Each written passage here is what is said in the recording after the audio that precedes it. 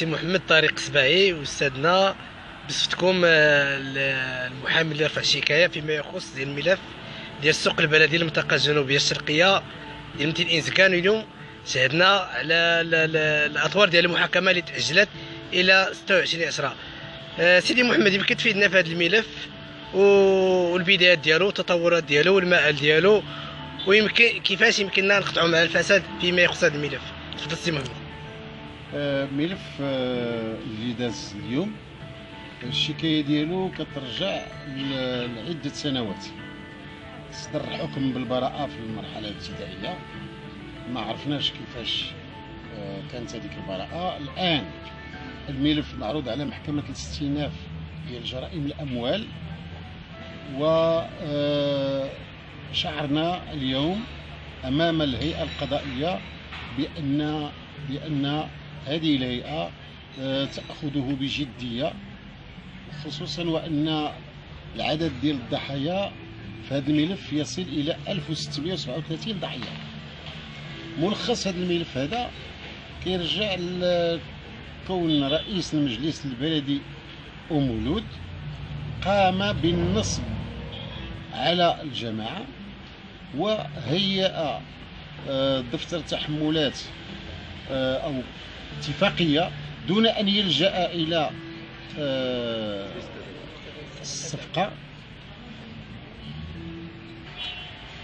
هذه الاتفاقية لم تتم المصادقة عليها من طرف المجلس البلدي، ولم تتم المصادقة عليها من طرف سلطة الوصاية، بمعنى أن هذه العملية ديال السوق، بناء السوق، أسند لأشخاص همهم الوحيد هو الإثراء على حساب المواطنين. فحسب التقدير ديال الهيئة الوطنية لحماية المال العام بالمغرب، فإن حجم الأضرار اللاحقة بمدينة إنزكان وهو 68 مليار. كيفاش 68 مليار؟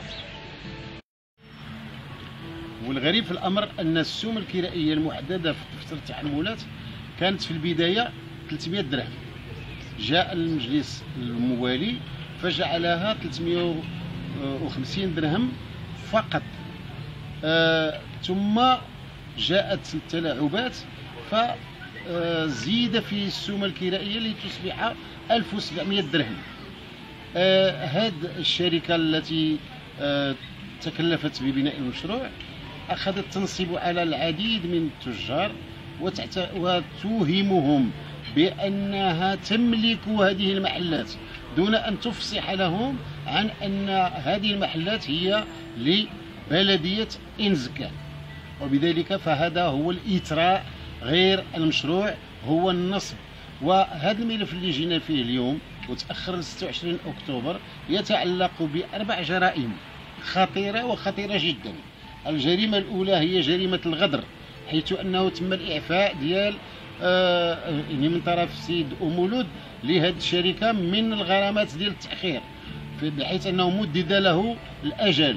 ثانيا تبديد المال العام في شتى الصور، كذلك القيام بأفعال غير قانونية وتقبل الفائدة، لأنه هذه الشركة التي قامت بعملية البناء يملكها أحد المستشارين واللي هو النائب الخامس، بحيث أن الميثاق الجماعي يمنع على الأعضاء أن ينالوا أرباحا من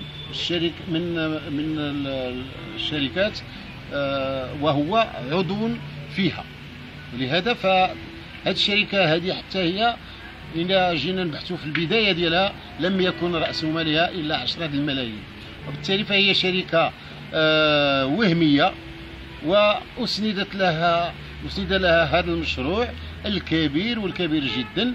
والمستفيد في هذا الملف هما هذه الشركة والمجلس البلدي الذي أعطاهم هذه الامتيازات الكبيرة والكبيرة جدا. فماذا استفاد التجار؟ ماذا استفادت البلدية؟ ماذا استفادت خزينة الدولة؟ لا شيء.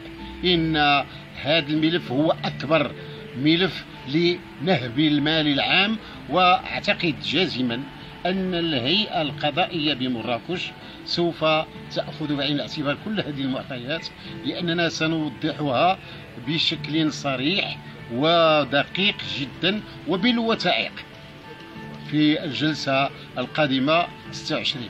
الضحايا لكم الأمل الكبير في أن القضاء سينصفكم.